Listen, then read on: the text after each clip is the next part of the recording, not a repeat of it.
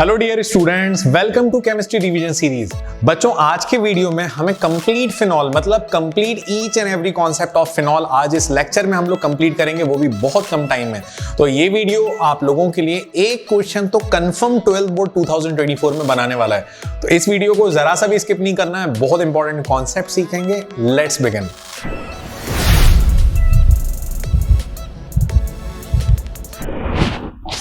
सबसे पहले हम बात करते हैं फिनॉल की। देखो यार, फिनॉल का एक और नेम होता है कार्बोलिक एसिड। फिनॉल बेसिकली एक ऐसा ऑर्गेनिक कंपाउंड है जिसे बनाने के लिए हमने लिया एक एरोमेटिक बेंजीन। इस एरोमेटिक बेंजीन का हमने हाइड्रोजन हटाया। जब हम हाइड्रोजन हटा रहे हैं तो बेंजीन पे जैसे ही आप हाइड्रोजन हटाते हो, फॉर एग्जांपल इस पोजीशन से हाइड्रोजन हटा तो इधर बॉन्ड निकल जाएगा क्योंकि हाइड्रोजन हट गया, और उस हाइड्रोजन की जगह हम लोग लगा देते हैं OH ग्रुप।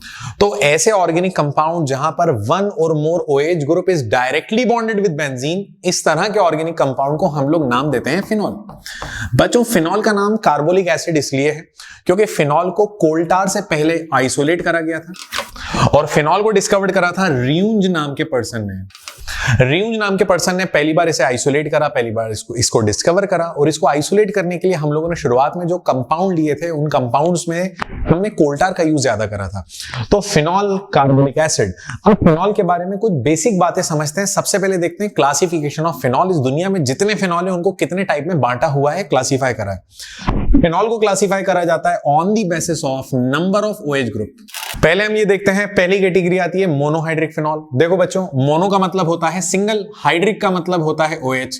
तो ऐसे ऑर्गेनिक कंपाउंड जहां बेंजीन से या एरोमेटिक रिंग से डायरेक्ट वन OH जुड़ा होता है वो कहलाता है मोनोहाइड्रिक फिनॉल। फॉर एग्जांपल, जैसा कि आप देख सकते हो, ये जो फर्स्ट कंपाउंड है ये तो ओरिजिनली फिनॉल है, लेकिन कुछ ऐसे भी कंपाउंड होते हैं जहां पर फिनॉल पर, ये जैसे ये फिनॉल दिख रहा है आपको, इस पूरे फिनॉल पर CH3 ग्रुप एक एक्स्ट्रा ऐड हो गया। तो CH3 ग्रुप जब फिनॉल पे ऐड होता है तो बेटा इसे कहते हैं क्रिसॉल। ये CH3 ग्रुप ऑर्थो पोजीशन पे है तो इसका नाम होगा ऑर्थो क्रिसॉल, और अगर CH3 ग्रुप पैरा पोजीशन पे आ जाएगा तो इसका नाम हो जाएगा पैरा क्रिसॉल। तो बच्चों, क्रिसॉल जरूर याद रखना, हमारे केमिकल रिएक्शंस में काम आता है क्रिसॉल। अब इसके बाद सेकंड कैटेगरी पे आते हैं डाइहाइड्रिक फिनॉल। डाइहाइड्रिक का मतलब होता है they contain 2 OH groups.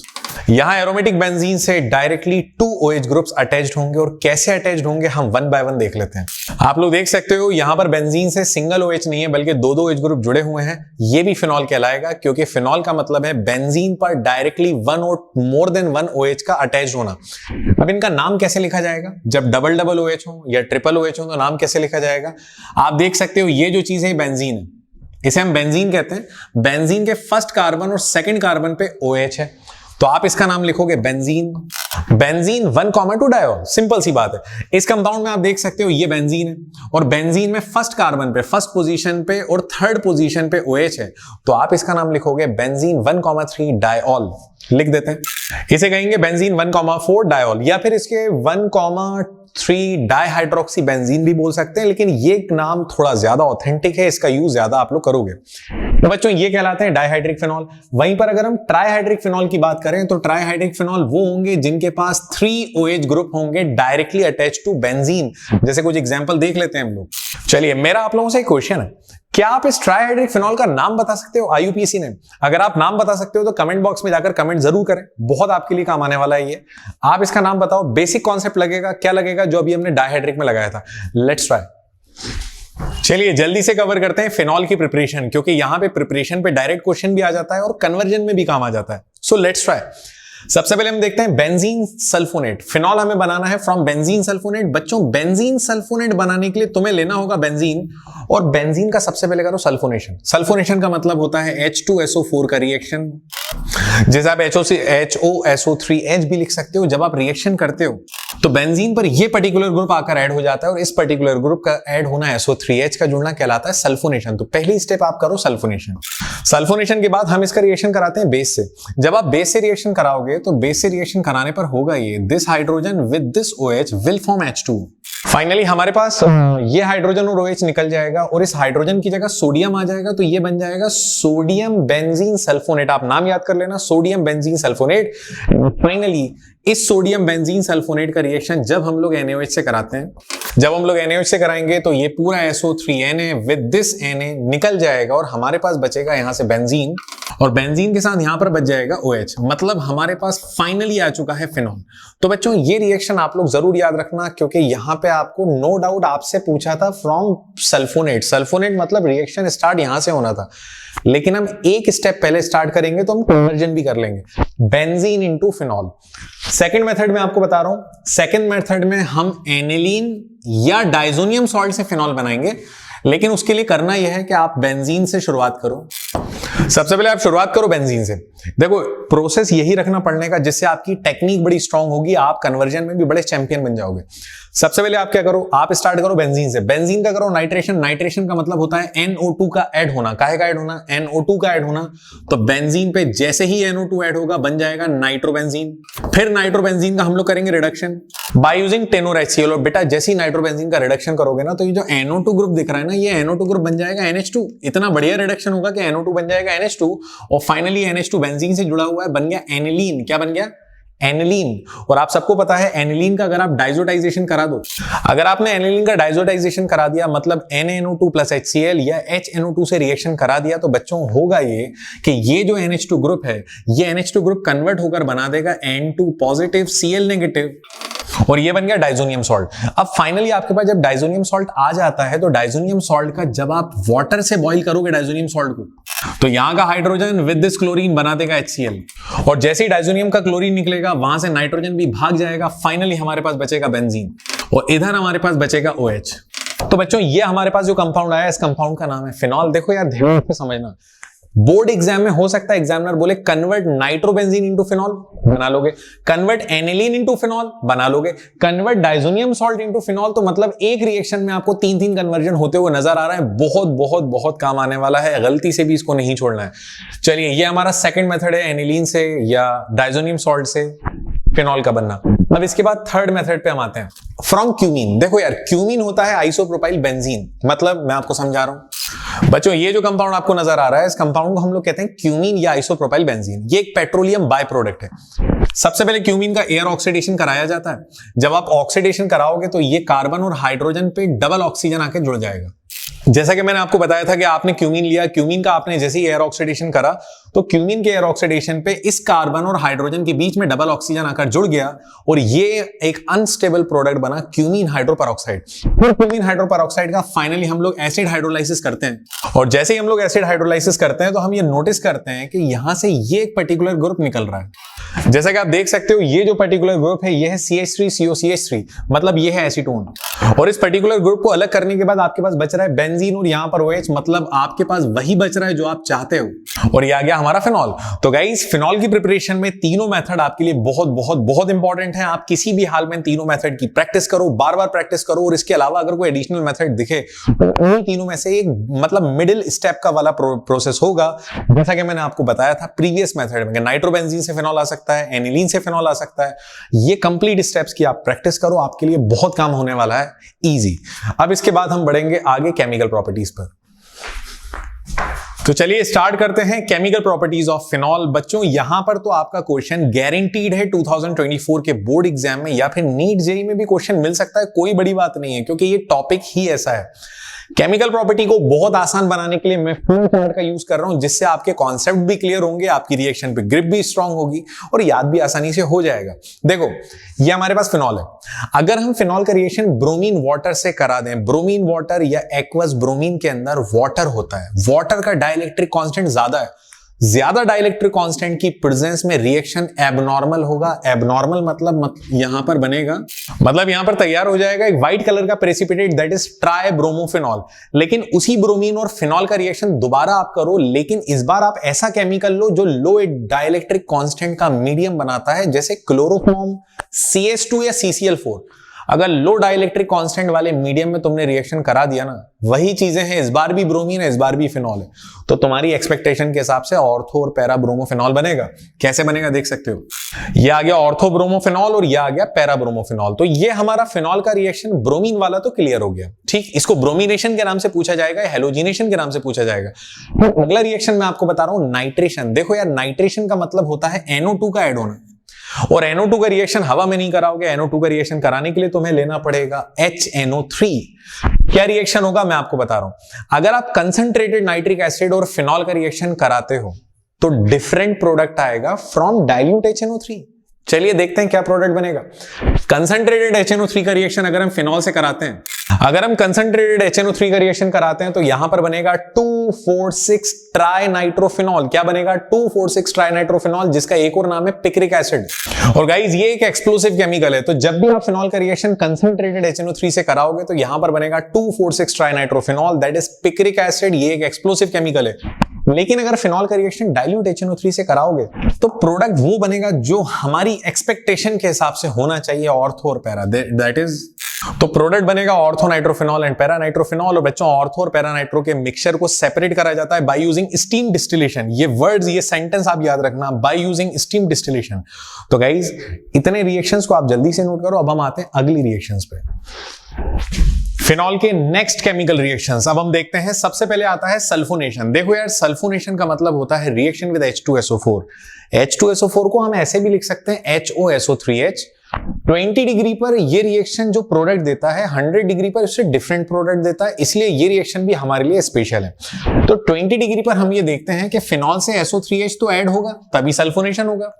20 degree पर ऑर्थो और पैरा दोनों प्रोडक्ट बनते हैं, लेकिन ऑर्थो मेजर प्रोडक्ट होता है। वहीं 100 डिग्री पर सेम रिएक्शन होगा, लेकिन 100 डिग्री पर जो मेजर प्रोडक्ट होगा वो होगा para hydroxy benzene sulphonic acid. तो बेटा 100 डिग्री पर पैरा प्रोडक्ट मेजर है और 20 डिग्री पर ऑर्थो प्रोडक्ट मेजर है। नोट कर लेना, बहुत काम आने वाला रिएक्शन है। इसके बाद आते हैं रिएक्शन विद NH3। देखो यार, NH3 का रिएक्शन ZnCl2 की प्रेजेंस में जब भी फिनॉल से कराओगे तो सीधे फिनॉल का एनिलीन में कन्वर्जन होगा, क्योंकि यहां का हाइड्रोजन फिनॉल के OH को निकाल लेगा और फाइनली बना देगा H2O। हमारे पास बचेगा बेंजीन और इधर बचेगा NH2। क्वेश्चन आता है कन्वर्ट फिनॉल इनटू एनिलीन, और ये भी क्वेश्चन आता है कन्वर्ट एनिलीन इनटू फिनॉल। अब एनिलीन से फिनॉल कैसे बनता है वो अभी प्रिपरेशन मेथड में सेकंड नंबर में मैंने बताया था आपको।